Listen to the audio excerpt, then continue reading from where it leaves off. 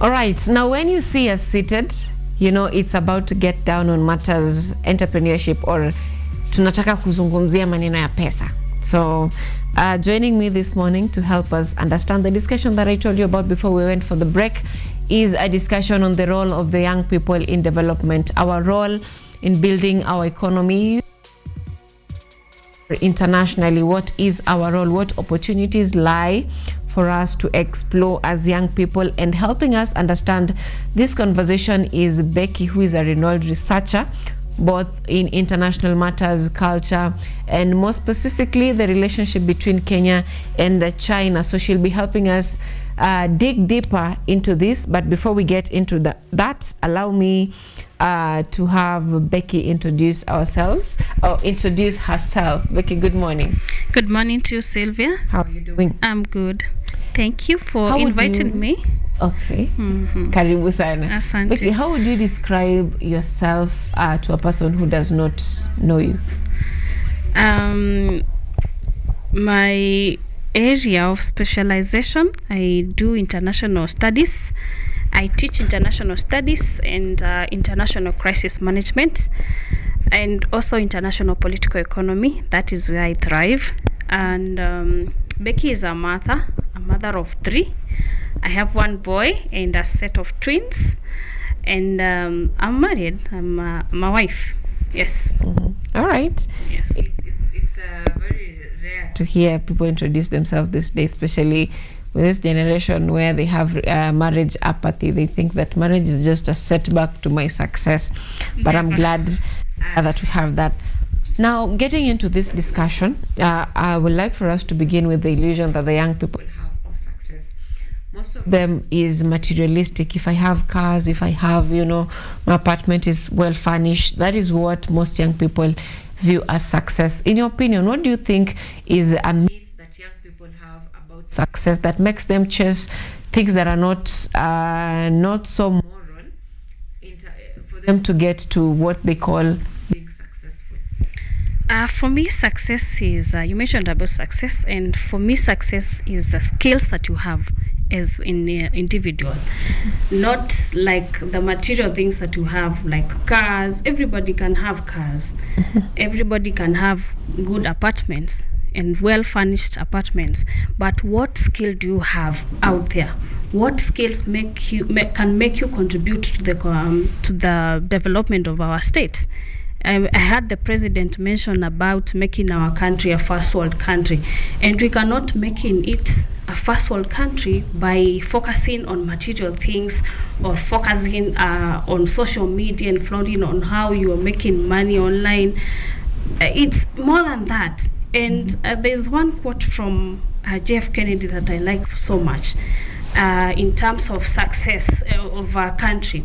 Ask what you can do for your country and not what your country can do for you. Yes. So that is basically success for me.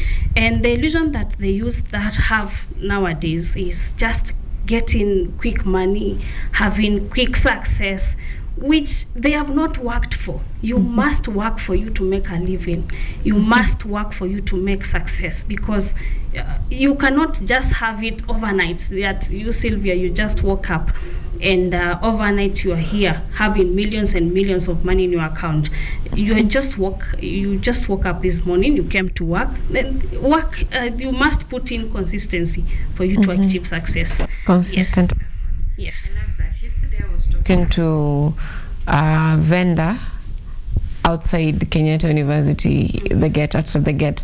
And we were just having a conversation. He does mitumba business. He sells these mitumba shoes. And we were talking, and then he asked me, Sylvia, what skill do you have? I told him that I'm a braider. I braid. And he's like, did you go to school for that? I was like, no. And then he's like, Sylvia, in 2 years you're supposed to be a millionaire. And I'm like, how? Like, if you're having a skill, that means that you can, it's a side hustle that you do without strain. Yes. So you can do that. And then coming back to that, what you said, skill, most young people, they have what it takes to have success or to be successful, but then they lose that, or they oversee that, or ignore that, thinking that there is a better opportunity somewhere, or probably they want something that is more than that. Someone is maybe skilled in singing, or maybe they're skilled in sales. They can really talk nicely and seal deals. But then they're looking at an engineer somewhere and they're like, you know, I if I was an engineer, I would be successful. So what does it say about young people not considering what they have at the moment that could make them successful, but then looking up for what they think is bigger and better solutions for their lives? That is a good question. For me, I would advise any youth that would like to venture into a certain area, they should look for networks. Not just sit at home and wait for opportunities to come to you. They will never. You should network, and specifically network with people that are aligned to the area that you want to venture in, and also putting in effort that this is the area that you want to learn from. If you want to learn from international relations, if you want to learn from media, then have much time dedicated to that area, rather than saying, I did, for instance, counseling and psychology, and I want to be in the media. How are you going to intertwine psychology and media? You're going to focus on media while also doing your counseling, and you can also use the same media to advertise your business in counseling. Yes. So it's just about leveraging what you haven't. Yes, and also networking. Is the bigger problem leading to this mismatch? Is it our social norms, or is it our education systems? Because yesterday I was looking at a video and someone was giving out $100 for people randomly to buy textbooks. Someone say that he gives you the money and then asks you, what course are you doing? Someone says, I'm doing theater, and then he takes back the money. Goes to someone else, what are you doing? I'm doing linguistics. He takes back the money and he's like, I'm looking for someone who is doing a serious course. Or it's like we are brainwashed, or I don't know if brainwash is the right word, to think that the good career or good courses are lucrative, and you need to mention things like, I'm a teacher, I'm an engineer, I'm a doctor, I'm a nurse. Is it education problem, or a system problem, or culture problem that is bringing this mismatch, and mostly thinking that probably when I'm doing this, I'll be more successful than when I'm doing this? In Kenya, we have the best education system, if I can say, because when you look at around East Africa, Uganda, Tanzania, Rwanda, our education system is top notch, and they usually bring their students to our institutions. And saying that there is a bad or good courses for you to take, it depends. We have people who are talented in singing. They have done arts and they are doing very, very well. Unlike some lawyers that we know, that we hear lawyers, they make good money, but we have singers and comedians who are making good money despite the courses that they took. And we know that there are courses out there. If you hear somebody has done courses like mathematics and economics, you know this person is smart, or a lawyer, or a doctor, or a pilot. But we have other areas where other people are doing very, very well. So it depends with the mindset that you have as a young person. If you have done art, you can draw and sell your arts out there and tell people, this is my work. And people will buy, and you will make a lot of money. Unlike somebody who is just seated in the office calling themselves a lawyer. I don't have anything against lawyers calling themselves a lawyer, or somebody who has done piloting and they don't have any job yet. But we have somebody who have a skill like drawing, like singing, and they're making a lot of money. So it begins with the mind. It begins all from the mind, and how you perceive whatever you have learned from school and transferring it to making money. It's what makes you thrive out there. Yes. All right. Now that we have talked about the illusion of success and the need for mind shift, what opportunities are there that are not ventured into that young people can explore both locally and internationally, that you have come across? Maybe I can speak in regards to my area of specialization, international studies, and lecturing, and research. For young people, recently I was in the US, courtesy of the US government, through the grants and the scholarship that they give young people, especially scholars, lecturers who are at the early stages of their career.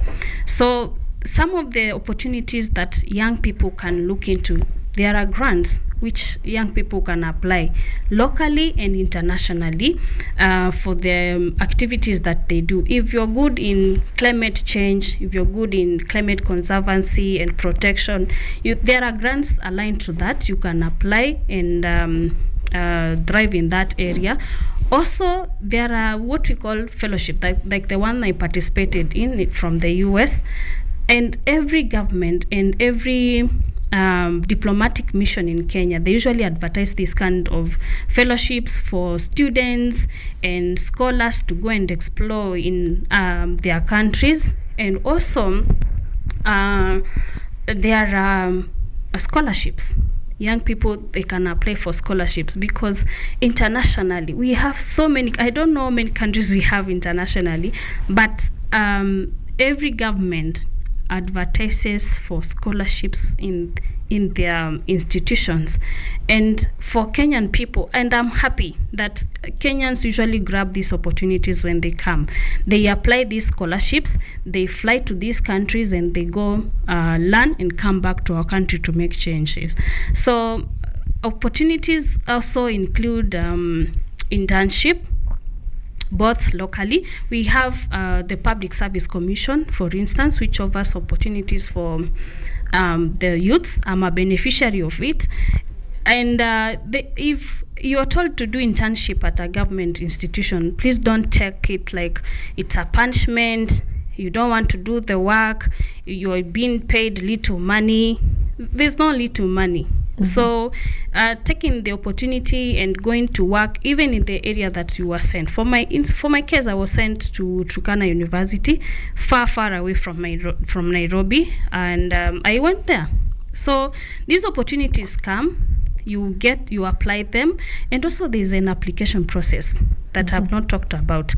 And I know most youths usually get tired along the way in the application process, and they say like, this application process is tiresome, it's a lot to do, there's a lot of documentation, but that is the process. If you're told this is the way to follow for you to get such kind of opportunities, please take it. Take it as your responsibility to apply, because the opportunities don't come just by chance. You must work for it, and for you to gain success, you must go for it. You must work for it.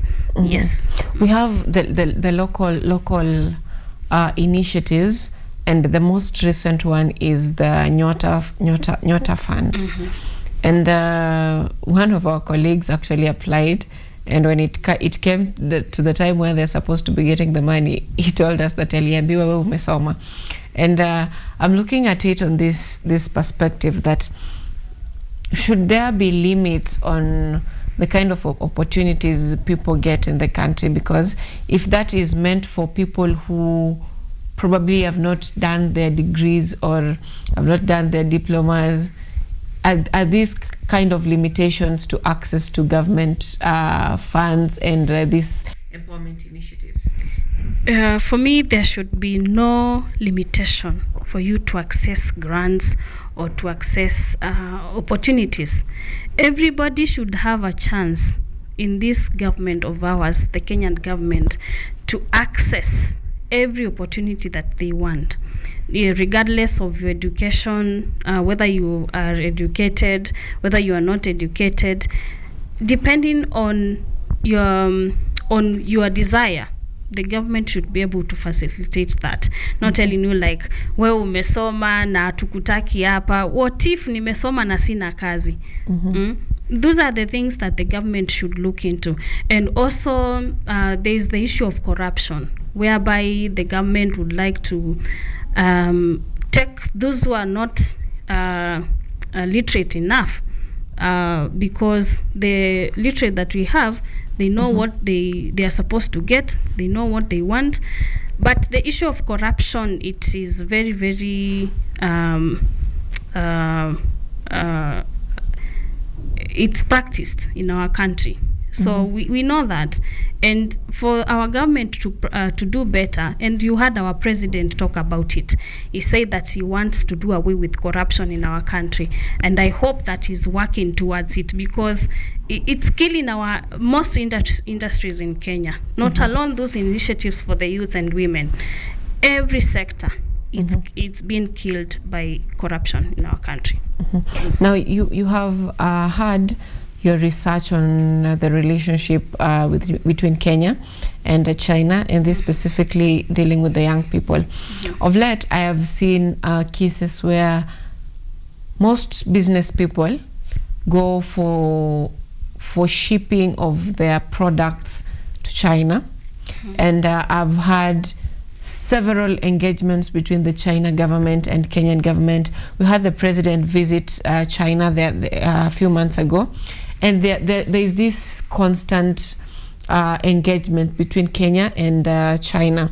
Are there opportunities along the way that you have seen that are present, probably, or advantages that are there for the Kenyan entrepreneurs that they can explore with regards to this relationship between Kenya and China?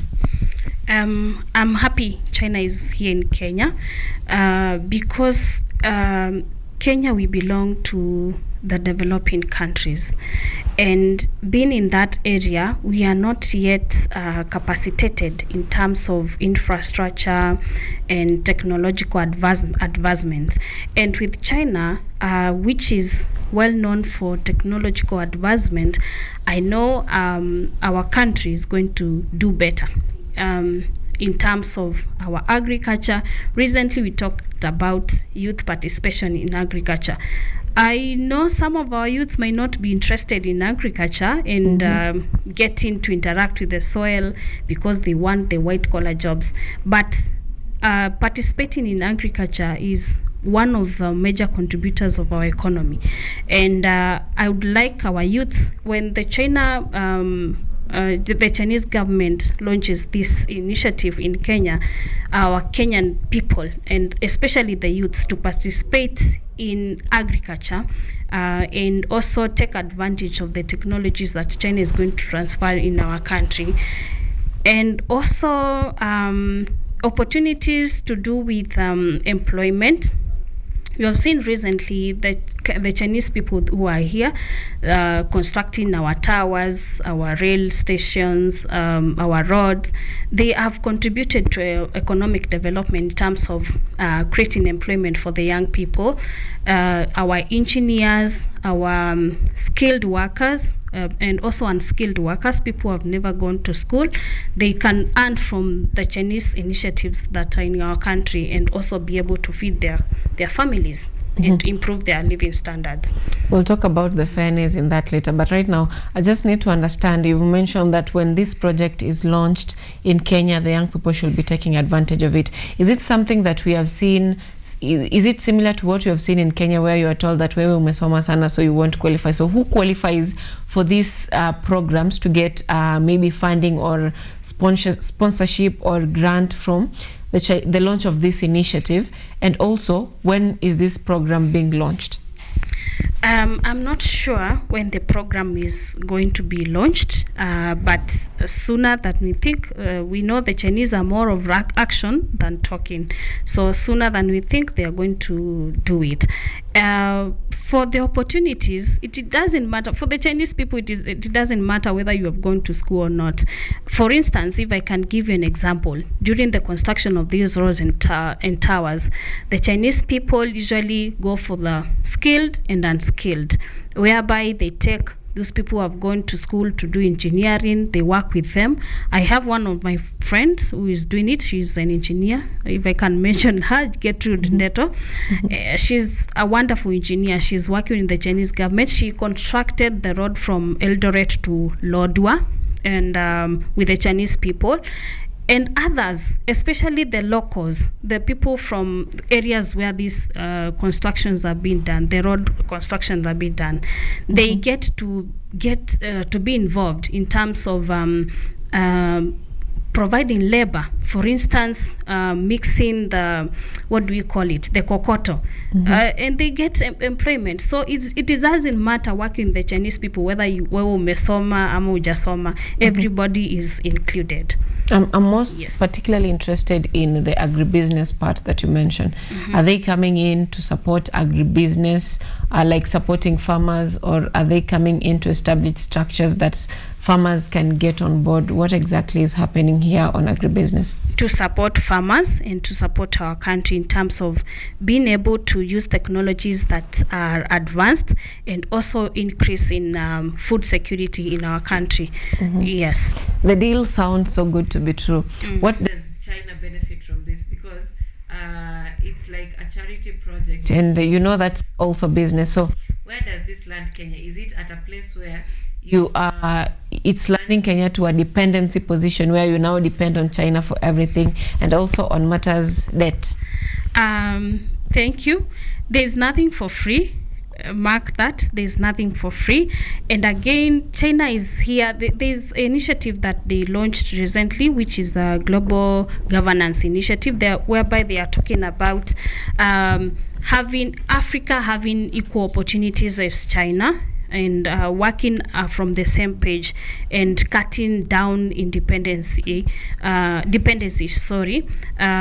creating independency, whereby if it's a country like Kenya in African continent is able to do their own things without relying on these developed countries.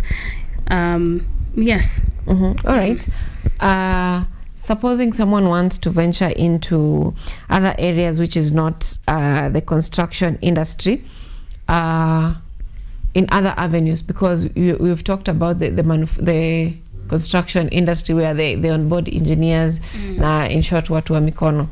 So if you want to onboard on this train of theirs, what other skills do you require that are not based on engineering? We've talked of engineering, we've talked of the normal labor and agriculture. What other skills do you need that probably you won't feel like you are, which word, this word is gone, like umetengwa, umetekelezwa, something like that, that you won't feel that? Because we've had Kenyans who go to China and they talk of culture shock, this issue of, people staring at you, and the disparities in culture. So what skills do you need to get on board with in business with China? There are so many. In every country you'll experience culture shock. Even when they come to Kenya, they are like, oh, this is how these people operate. So culture shock is everywhere, not only in China. And for our young people, I think we have people who are doing well in business, especially importing from China. And I heard you mentioned about Shiko. And we have others who are doing very, very well. They can mentor the young people. And there is this young lady, Wakemani, who mentors young people to venture into business, like showing them how to import, what products to import, the cost of these products. And again, is my call to the Chinese government, if they can invest in Kenya, instead of us going all the way from Kenya to China to go and import these products. They can bring their industries into Kenya, into Kenyan space, like how the US government usually do. They come and invest in our country instead of us going to their country. So if the Chinese government can do the same and come to invest in our country and produce these products from here, then it will cut a lot of cost for the young people, and many people will venture into business. And also, if the Kenyan people, another thing, the Kenyan people, not only the Chinese government invest in our country, the Kenyan people can take the mandate and the responsibility also to invest in our country. rather than having investment in other countries, whereby we have people that politicians, like billionaires from our country investing in foreign countries, like they can invest in our countries and have these industries where we produce quality products, especially the ones that we import from China. We can invest those companies here through our own people. We are capable. We are not that poor as we are being paraded out there. We have rich people in our country who can invest in our country and create these employment opportunities, create the quality products that we need.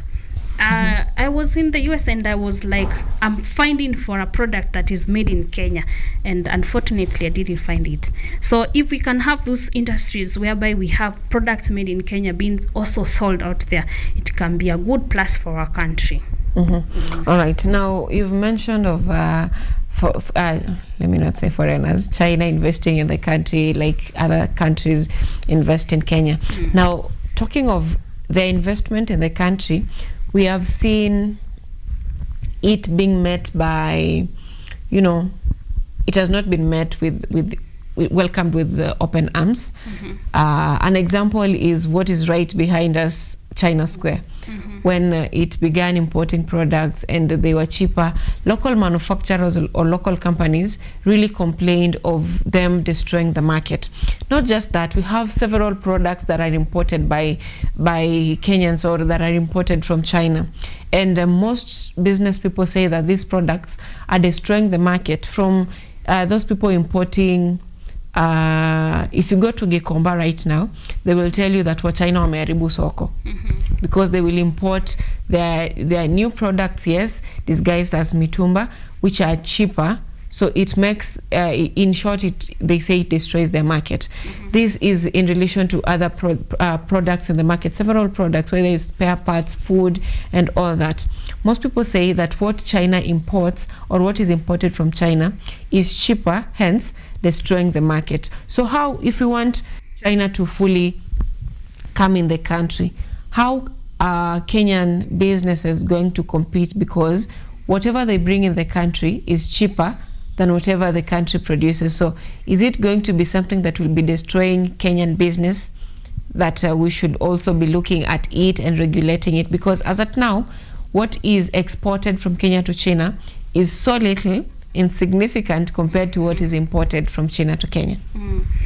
Kenya it cannot be compared to China, because China produces a lot, and they produce a lot they can consume as compared to what they can consume. So they find channels where they can bring their products to, like countries like Kenya, continents like Africa, and their products are relatively cheap as compared to what we have here. And if you look at the quality, the Chinese quality can be 2 times what we have from our country. So, and our industries, maybe they want to sell their products, but when you look at the Chinese product, you say, like, this is of quality as compared to what we have from Kenya, yet what we have from Kenya is very, very expensive. So it's something that our industries must look into and say that we are doing much in production, but our quality is not something to match with, especially from the one from China. So if our government can facilitate, or even individuals can facilitate themselves to go and learn from China and bring the same knowledge to our country and produce the products that we need, then why not buy from Kenya? Yes, and for myself, I would be glad to buy products made in Kenya. Yes, and not wearing mitumba, not buying from China, not buying from anywhere else. Every product that I consume, from toothpick, matchbox, to the clothes that we wear, to the food that we eat, yes, everything from Kenya. I'd be glad to see that. All right, yes. I just remembered there's someone who made a comment that we really want to support Kenyan companies, but nimeenda kununua dress nimepata ni 17,000, surely made in Kenya. I really relate to that. Now, how do we as a country ensure that we do not become a dumping site of foreign foreign products. For example, if we take a look at just the common example, the mitumba, we have rejects coming in, like we have the, you know, not so good clothes coming in, and we have piles of polyester materials from the mitumba or from the clothes being piled in different dumping sites. So it's like from 100 pieces, you have almost 40 pieces are not good. So they end up being thrown. So they end up being dumping site. And these are materials that probably they're not going to decompose. Yes. So how do we ensure as a country that we are not an avenue where we are a dumping site of either reject products or cheap products, or we are just an avenue to be exploited by other countries for their own gain, raising their GDPs while we remain constant? Or how do you ensure that we are not a source of cheap labor to other countries? Because definitely if you come from here and you're going to another country, your wage will not be at the same level. Yesterday we had that is Foreign Affairs Cabinet CS saying that as a country, our constitution protects us or ends around our borders. Beyond our borders, we are on our own. So how do you ensure that we are not a dumping site? And then how do you ensure that we are not a source of cheap labor, but rather we contribute equally to on the discussion tables? Our government is promoting cheap labor, sourcing of cheap labor from our country, and it's unfortunate that they are doing it openly on social media, advertising like we need to have people from Kenya go to a certain country to go and work there. It should be done diplomatically, not openly like they are doing it. And also they are endangering our country because they are letting other people know that for you to get cheap labor, you must go to Kenya, you must go to Africa. So they should do it diplomatically and not exposing our weaknesses there as a country. We know we are not employed, we don't have jobs, but the government should not expose our weaknesses out there, especially through the Ministry of Foreign Affairs. And also, you mentioned something to do with labor migration. And if somebody can earn good money out there, why not migrate and work in these countries? Yes. There's something that they didn't touch on. That is on how do you ensure that we are not becoming a dumping site? Yes. Our government should create policies. It is the responsibility because they, for Mitumba, they signed the AGOA agreement with these countries where we bring our Mitumbas from. So it is the responsibility of the same government to make sure that Kenya is not a dumping site. Look at what Rwanda and the president did. They said they don't want Mitumba in their country, and they are thriving. They are doing very, very well, and they are producing their own clothes. Why not Kenya? Why not do the same? And these Mitumbas, they can say, for instance, create policies like we do not want 40%, whereby you find 40% of the Mitumbas are good, while the 60% of the Mitumbas end up being a waste and clothes that cannot be worn. So it is the responsibility of the government to create policies that bring Mitumbas, if they at all they want to bring Mitumbas,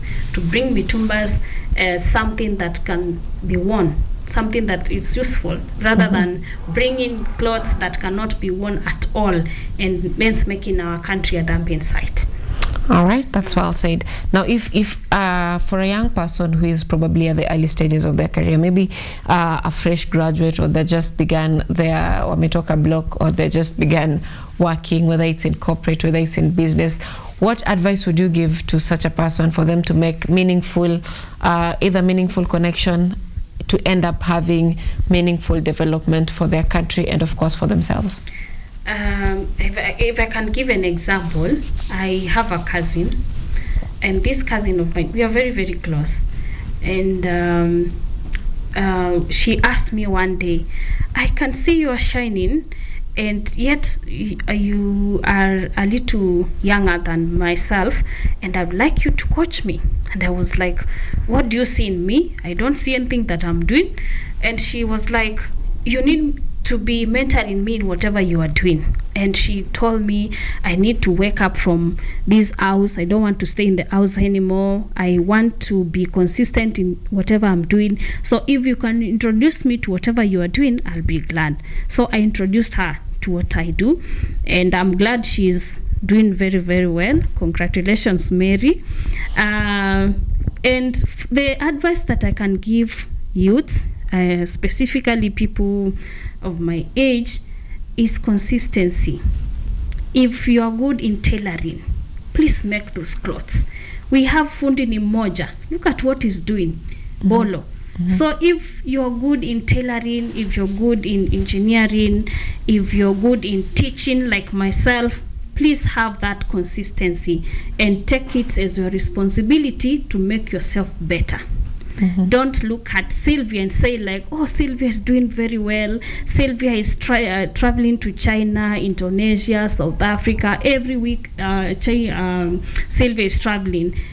She must have put work into it. She must work for it. So what I can advise our youth, please put in the work and believe that it's going to work one day. It doesn't have to work overnight. And there are stages of success. It might work for you right now.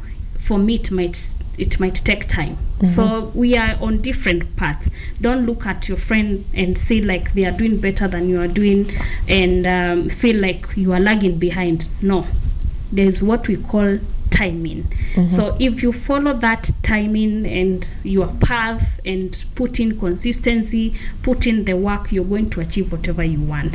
And our youth should know that nothing comes easy. Nothing comes easy. If you have something that comes easy, then you must pay the price. Yes. It will also go easy. Yes. All right. Now, there is something that most young people ignore, and this is specifically the soft skills, leadership, communication, and those. How effective are these in terms of building your personal brand or building meaningful relationships, and how effective are they? For me, leadership skill, it has worked for me. Since I was young, I was a leader. I was what do we call them? The class prefect. I came to high school. I didn't want any responsibility. I came to campus. I was a gender representative for the old Faculty of Arts, University of Nairobi. And when we came to our master's program, there was a program from the US whereby the class gave me the responsibility of a class rep. I was not a class rep at my master's level, but we have other groups that the university feels like, University of Nairobi feels like Rebecca can lead this kind of group. Rebecca can offer support to this kind of group. So leadership skills usually lands you somewhere. You don't have to be led. You can also lead and show the people that you have the skill of leadership.